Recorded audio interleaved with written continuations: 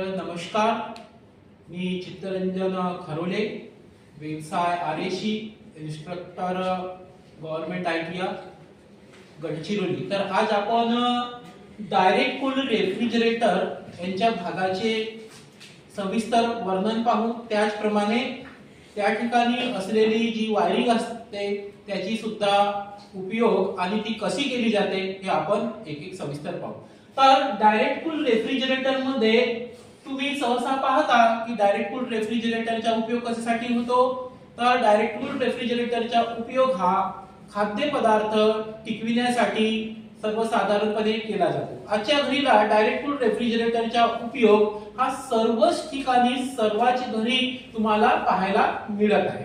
तर आपण सरळ मुद्द्यावर येऊया की डायरेक्ट कूल रेफ्रिजरेटर मध्ये महत्त्वाचे मुख्य 4 भाग असतात। पहिला आहे कॉम्प्रेसर। हा कॉम्प्रेसर या डायरेक्ट कूल रेफ्रिजरेटर मध्ये पंपिंग करण्याचे कार्य करतो, म्हणजेच याला आपण हार्ट म्हणतो। त्यानंतर आहे कंडेन्सर। कंडेन्सर हा या ठिकाणी वायरलेस कंडेन्सर वापरला जातो, ज्याचे उपयोग आहे की आलेला रेफ्रिजरंटला कंडेन्सेशन करणे। त्यानंतर फिल्टरचा उपयोग असतो। रेफ्रिजरेटर मधील असलेला रेफ्रिजरंटला त्यामध्ये असलेला बाष्प याला शोषित करण्याचे कार्य हा फिल्टर करतो। त्यानंतर कॅपिलरी ट्यूब असते, याला मीटरिंग डिव्हाइस तसंच एक्सपान्शन वाल्व सुद्धा म्हणतात। याचा उपयोग रेफ्रिजरंटला फ्लो करून इव्हॅपोरेटर कडे पाठविण्यासाठी केलेला जातो। इव्हॅपोरेटर म्हणजे आपल्या रेफ्रिजरेटरचा जो थंड करणारा भाग आहे त्याला आपण इव्हॅपोरेटर म्हणतो। डायरेक्ट कूल रेफ्रिजरेटर मध्ये सामोरून पाहत असताना आपल्याला अशा प्रकारे दर्शनी भागामध्ये दिसेल। आता या ठिकाणी असलेले जे विविध कंपार्टमेंट आहेत आणि प्रत्येक कंपार्टमेंटचा उपयोग हा वेगवेगळ्या कामासाठी केला जातो, ते आपण पाहूया। तर यामध्ये सर्वसाधारणपणे आपण खालून पाहू, या ठिकाणी तुम्हाला पाय दिसतात। या पायामध्ये ग्लायडर स्क्रू असते आणि ह्या ग्लायडर स्क्रूच्या सहाय्याने आपल्याला या रेफ्रिजरेटरची पातळी समांतर करता येते। त्यानंतर या ठिकाणी हा क्रिस्पर चेंबर असतो, याला आपण हनीकॉम्ब वेज बॉक्स असे सुद्धा म्हणतो। याचा उपयोग फळे भाज्या ठेवण्यासाठी केला जातो। त्यानंतर याच्याच वर स्लीव ग्लासेस असे कंपार्टमेंट असतात आणि त्या कंपार्टमेंट मध्ये वेगवेगळे खाद्यपदार्थ आपण ठेवू शकतो। त्याचबरोबर याच्याच वर मल्टीपर्पज चिलर ट्रे असतो। ह्या चिलरचा उपयोग आईस्क्रीम ठेवण्यासाठी केला जातो। त्याचप्रमाणे याचं मल्टीपर्पज नाव कशासाठी आहे, तर इव्हॅपोरेटर मध्ये फ्रॉस्टिंग झालेला तो डिफ्रॉस्ट झाल्यानंतर या ठिकाणी जो पाणी जमा होतो तो सुद्धा पाणी या मल्टीपर्पज ट्रे चिलर मध्ये जमा होत राहतो, ज्यामुळे तो पाणी ड्रेन पाईपच्या सहाय्याने मागच्या साईडला लागलेल्या डोम मध्ये जात असतो। त्यानंतर सर्वात वरचा जो भाग आहे त्याला आपण फ्रीजर म्हणतो। याच फ्रीजरला चिलर, इव्हॅपोरेटर, लो साइड युनिट अशा विविध नावाने आपण ओळखत असतो। याचा उपयोग रेफ्रिजरेटरने रेफ्रिजरेशन क्रिया केल्यानंतर हा भाग पूर्णतः थंड होतो आणि त्यामुळे या ठिकाणी लागलेले जेवढे कंपार्टमेंट आहेत त्या कंपार्टमेंट मध्ये ती थंड हवा खाली येत असते। कारण थंड हवेचे वजन हे वस्तुमानाने अतिशय जड असते, त्यामुळे ती हवा कारण या इव्हॅपोरेटर मध्ये असलेली जी थंड हवा आहे ती वस्तुमानाने जड असल्यामुळे ते पूर्ण कंपार्टमेंट मध्ये खाली येत असते आणि पूर्ण विभागामध्ये ती पसरली जाते। यानंतर आपण या रेफ्रिजरेटर मध्ये असलेल्या डोअर कंपार्टमेंट कडे वळू। ह्या डोअर कंपार्टमेंट मध्ये विविध असे कप्पे असतात आणि त्या प्रत्येक कप्प्याचा उपयोग आपण वेगवेगळ्या कामासाठी करत असतो। तर सर्वात पहिले आपण हा कप्पा पाहू। यामध्ये याला डोअर रॅक सुद्धा म्हणतात आणि या ठिकाणी आपण अंडे ठेवू शकतो।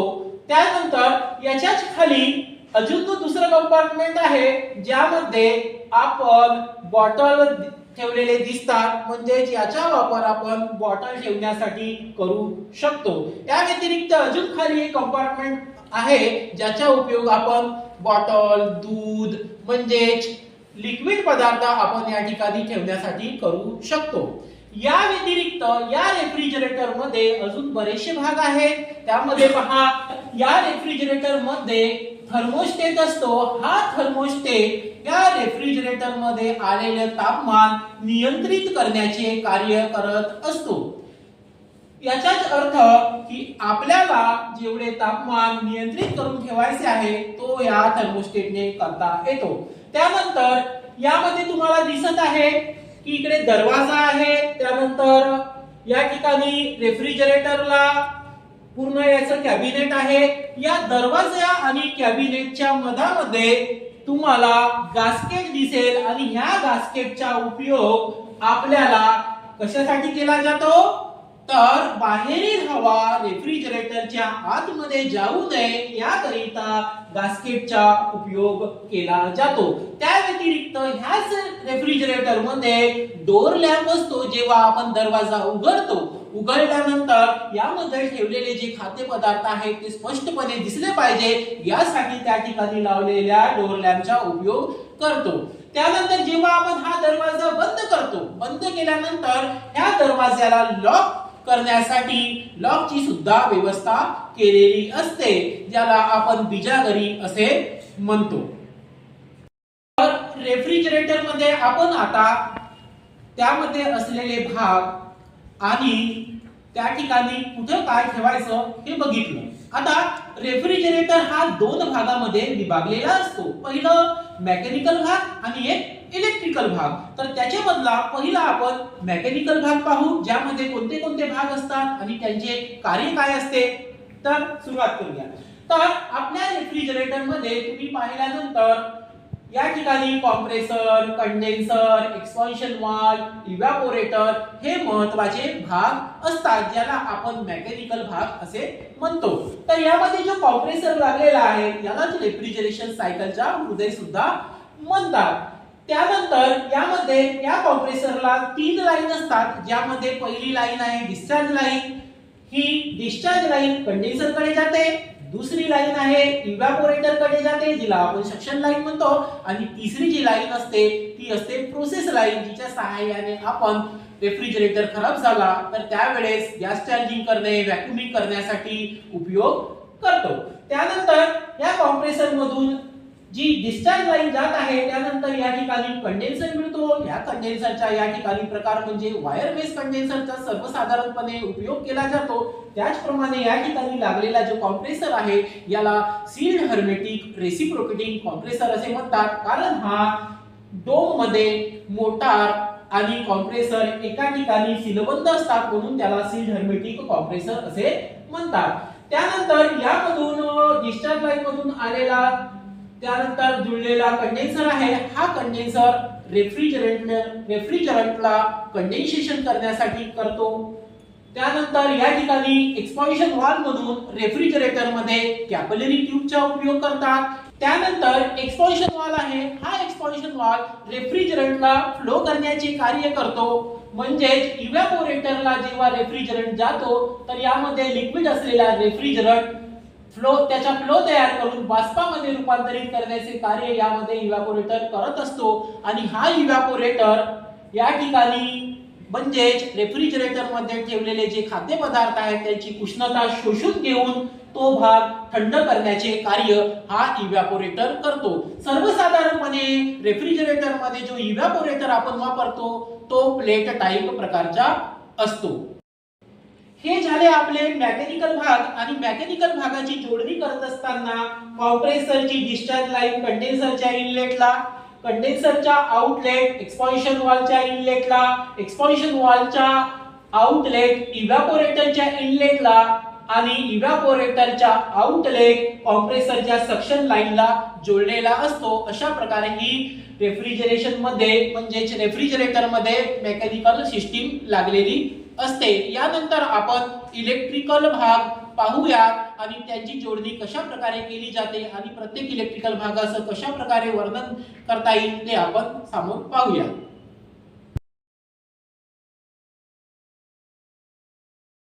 तर डायरेक्ट कूल रेफ्रिजरेटर मध्ये वायरिंग करत असताना त्यामध्ये विविध असे कंपोनंट असतात. त्यामधील पहिला पाहू आपण कॉम्प्रेसर. हा कॉम्प्रेसर आता तुमच्या ओळखीचा झालेला आहे. त्यामध्ये मुख्यतः 3 टर्मिनल असतात. पहिला टर्मिनल कॉमन, दुसरा स्टार्टिंग आणि रनिंग, हे असे 3 टर्मिनल असतात. आणि यामध्ये कॉमनला OLP दिलेला आहे. OLP चे कार्य आहे, याचं पूर्ण नाव आहे ओव्हरलोड प्रोटेक्टर. याचा उपयोग आहे जेव्हा कॉम्प्रेसर क्षमतेपेक्षा गरम होतो त्यावेळेस या ठिकाणी असलेली जी वायरिंग आहे म्हणजे जोडणी, याला खंडित करण्याचे कार्य OLP करत असतो. त्यानंतर या ठिकाणी स्टार्टिंग आणि रनिंगला कनेक्ट करण्यासाठी रिले दिलेला आहे आणि या ठिकाणी PTC रिले आहे. या PTC रिलेचा उपयोग जेव्हा आपण सप्लाय देतो तेव्हा स्टार्टिंग वायंडिंग वरून रनिंग वायंडिंग वर कन्वर्ट करण्यासाठी या रिलेचा उपयोग करतो. त्यानंतर आहे आपला नेक्स्ट भाग आहे थर्मोस्टेट. या थर्मोस्टेटचा उपयोग हा तापमान नियंत्रण करण्यासाठी रेफ्रिजरेटर मध्ये केला जातो. आणि या थर्मोस्टेटला तुम्हाला या ठिकाणी नॉब दिसतो. या नॉबच्या सहाय्याने तुम्ही तापमान नियंत्रित करू शकता. त्यानंतर याच थर्मोस्टेटला अशी एक गुंडाळी दिसते ज्याला आपण थर्मल बल्ब किंवा कॅपिलरी ट्यूब म्हणतो. तर ही कॅपिलरी ट्यूब इव्हॅपोरेटरला कनेक्ट असते, ज्याच्या सहाय्याने इव्हॅपोरेटर थंड झालं किंवा गरम झालं हे सेन्स करण्याचे कार्य ही कॅपिलरी ट्यूब करते आणि त्याकरिता ह्या थर्मोस्टेटचा उपयोग केला जातो. त्यानंतर याच वायरिंग मध्ये रेफ्रिजरेटर लॅम्प आहे, त्याचा सुद्धा उपयोग आपण मगाशी सांगितल्याप्रमाणे रेफ्रिजरेटर मध्ये ठेवलेले खाद्यपदार्थ सहजा दिसण्यासाठी केला जातो. त्यानंतर या ठिकाणी डोअर स्विच आहे. ही सर्वसाधारणपणे डोअर स्विच दरवाजाच्या मध्ये लागलेली असते. जेव्हा आपण दरवाजा उघडतो तेव्हा लॅम्प ऑपरेट होतो आणि दरवाजा बंद केलं तर ही स्विच बंद होऊन त्या ठिकाणी असलेला लॅम्प बंद करतो. अशा प्रकारे या ठिकाणी विविध भाग लागलेले आहेत. आता वायरिंग करत असताना सर्वसाधारणपणे जो कॉमन टर्मिनल असतो त्याचे कनेक्शन हे OLP वर केलं पाहिजे, ज्यामुळे त्या ठिकाणी आलेला विद्युत प्रवाह आणि तसेच व्होल्टेज त्याचप्रमाणे त्यामुळे कॉम्प्रेसर जर गरम होत असेल तर ते कट आउट करण्याचे कार्य हा OLP करतो. त्यानंतर या ठिकाणी असलेला जो रिले आहे, रिलेला जे सप्लाय आहे ते फेजचं आलं पाहिजे, ज्यामुळे यामधून एखाद्या वेळेस व्होल्टेज वाढला, करंट वाढला तर तो डायरेक्ट कॉम्प्रेसरला विद्युत प्रवाह न देता याच ठिकाणी कट आउट करण्याचे कार्य हा रिले करतो. त्यानंतर याच्याच सिरीज मध्ये थर्मोस्टेट लावलेला असतो. ज्या वेळेस तापमान नियंत्रण झाला असेल त्यावेळेस हा थर्मोस्टेट जोडणी खंडित करतो. याचाच अर्थ काय तर जेव्हा तुम्ही सेट पॉइंट दिलं आणि त्या सेट पॉइंट वर तुमचा रेफ्रिजरेटर थंड झाला असेल त्यावेळेस हा थर्मोस्टेट या कॉम्प्रेसरला सांगतो की तापमान आलेला आहे आणि आता आपण बंद व्हावे असं हा थर्मोस्टेट सांगतो. त्यावेळेस यामध्ये असलेली जी जोडणी आहे ती खंडित होते आणि ते बंद करतो. परत रेफ्रिजरेटर गरम व्हायला लागला की परत या ठिकाणी थर्मल बल्ब सेन्स करतो आणि परत जोडणी जोडली जाते आणि परत कॉम्प्रेसर चालू होतो. अशा प्रकारे ही वायरिंग आपण करू शकतो. आज आपण रेफ्रिजरेटर मध्ये असलेले विविध भाग तसेच इलेक्ट्रिकल कंपोनेंट्सचा आपण वापर पाहिला आहे आणि त्यांचे उपयोग कशासाठी केला जातो हे सुद्धा आपण पाहिला आहे. तर आज आपण तुम्हाला काही प्रश्न विचारू. तर पहिला प्रश्न तू भाऊ, तर या ठिकाणी जो थर्मोस्टेट आहे त्या थर्मोस्टेटचा उपयोग कशासाठी आहे? रेफ्रिजरेटर मध्ये थर्मोस्टेटचा उपयोग तापमान नियंत्रित करण्यासाठी केला जातो. Very good, sit down. त्यानंतर तू येस उभा होऊन बघ. या रेफ्रिजरेटर मध्ये हा जो कॉम्प्रेसर आहे ह्या कॉम्प्रेसरचे नाव काय आहे? रेफ्रिजरेटर मध्ये सील्ड हर्मेटिक टाइपचा कॉम्प्रेसर वापरला जातो. Very good, sit down. याचाच अर्थ तुम्हाला समजलाय का सर्वांना? हो. तर यानंतरचा आपण टॉपिक दुसरा पाहू. धन्यवाद.